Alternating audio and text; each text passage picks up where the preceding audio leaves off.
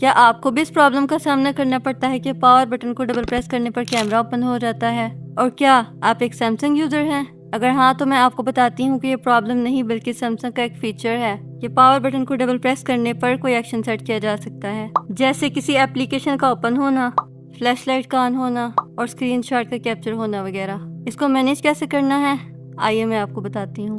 سب سے پہلے اپنے فون کی سیٹنگز اوپن کر لیں، Settings. دین ایڈوانسڈ فیچرز، Advanced features. دین سائڈ کی۔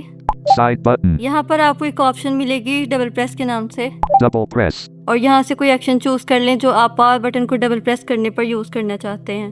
یہاں پر آپ کو ایک ٹاگل بٹن بھی ملے گا جہاں سے آپ اس سروس کو آن یا آف کر سکتے ہیں۔ On and switch. مزید انفارمیٹیو کنٹینٹ دیکھنے کے لیے ہمارا YouTube channel plant health project subscribe کریں اور کمنٹ سیکشن میں اپنی آراء کا اظہار ضرور کریں۔